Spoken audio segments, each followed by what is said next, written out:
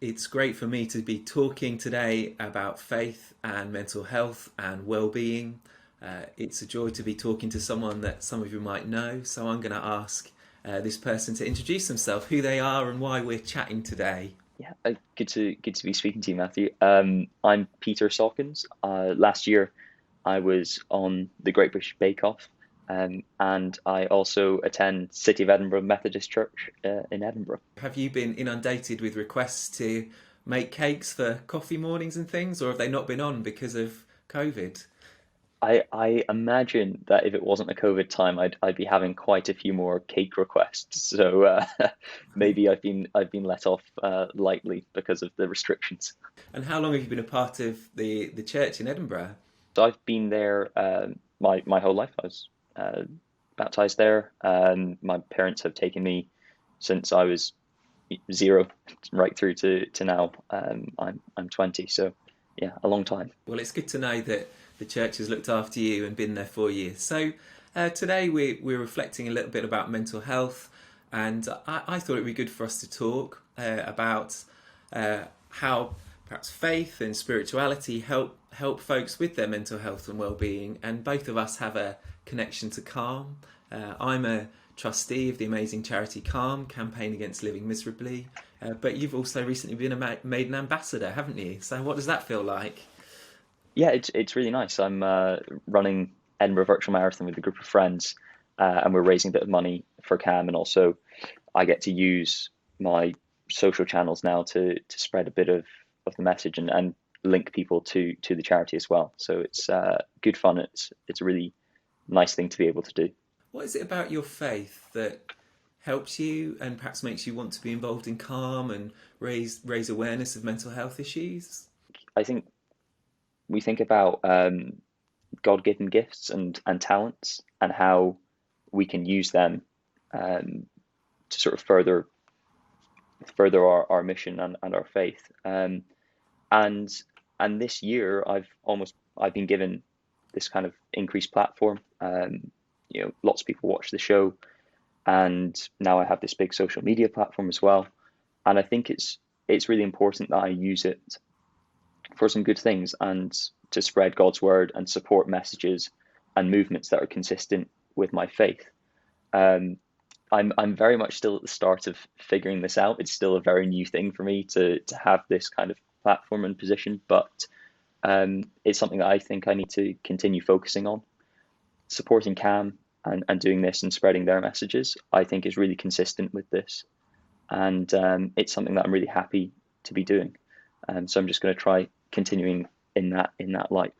Sounds like you're doing a great job so far. At what point did kind of you realise your faith was a part of things? Have you always kept? Was it just something in the background? Did you tell people about it? I've always been pretty open about it. In school, chatting with friends, I've never shied away from it. Um, Always engaging in I suppose engaging in discussion in any class, not just RE in school. And then at university now, when I meet people, I'm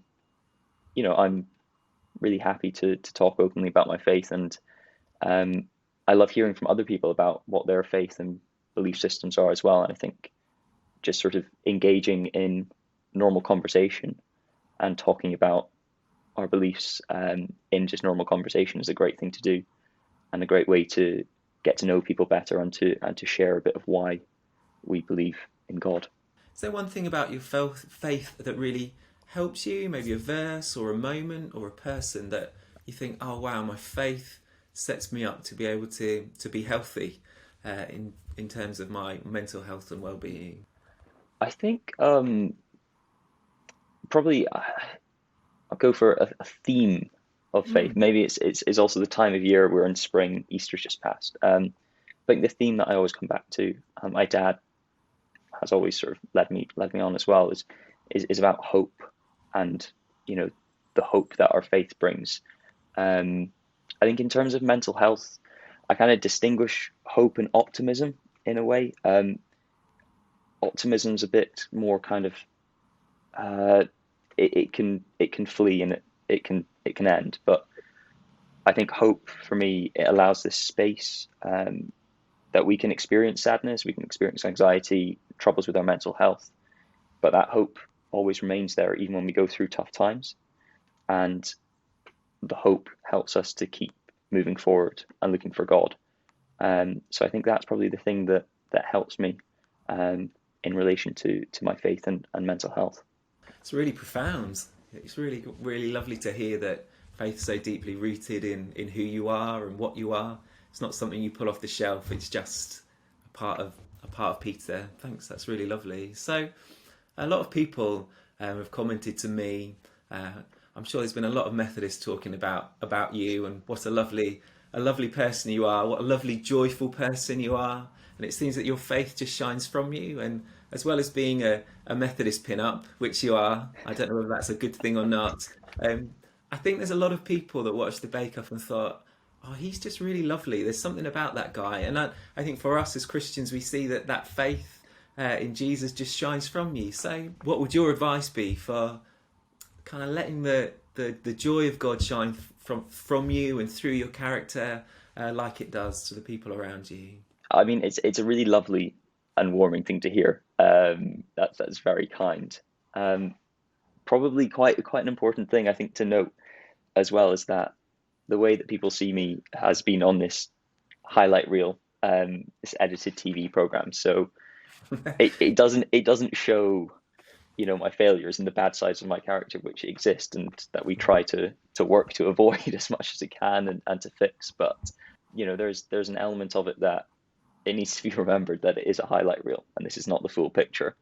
However, it's really lovely to hear. And before going on the show, I was so excited to be a part of the Bake Off. It's a really exciting thing. And I wrote down a list of what my duty was for being on the show, what I was going to try and show in my character whilst being on the show. And I've not actually spoken to anyone else about this, but there was 4 things I wrote down of what is my duty. And I think it kind of answers this question a little bit, I think. They were to bring joy, to have fun, to be kind, and to try my best. And so I wrote those down before going on the show, and that made me put conscious effort into doing these things and to focusing to try to bring out these characteristics and share them. And I think that's kind of part of it, is that it's not necessarily always the easiest thing to try and share the joy of God in our daily lives, and we do have to put effort into it by focusing on these things and putting conscious work and effort into it. And then I think as a result of that, when we do put in this effort, I think it gets reflected from other people, and then it becomes really easy for us to feed off that energy and that joy that radiates off them as well. So it's probably a very roundabout way of answering this question anyway, but putting in some conscious effort to try and share the joy of God, and then you feed it back from other people. Thank you. That's amazing. And thanks for sharing those 4 things with us. I feel like I'm really privileged that you're sharing those with us. And it's just wonderful advice to model all those things in our lives. So thank you so much for that kind of intentional stepping into situations to be Jesus, to be the love of God, to allow that joy to shine from you in those places. It's been wonderful to chat with you, Peter. I've got one last question. I was wondering, did you ever pray? Did you ever kneel at the oven for a cake to actually work? Was there a moment where you prayed, please God, save this cake? I do believe that God has slightly bigger things on his plate maybe than my cake sinking. Certainly, I prayed to try and make sure that I was modeling out positive attributes and good and just being a good person on the show and sharing the joy of God on the show. Okay. But I don't think that I didn't ever pray for this cake to not fall in the oven. It's been wonderful to share with you, Peter. Thank you so much for your time. I know you're so busy with all sorts of things, doing a degree as well as writing a book and being hassled by other people for an interview. But thank you so much for your time, and we look forward to watching you grow and shine that joyful faith in all the places and situations you find yourself in the future. So thank you so much. Thank you, Matthew.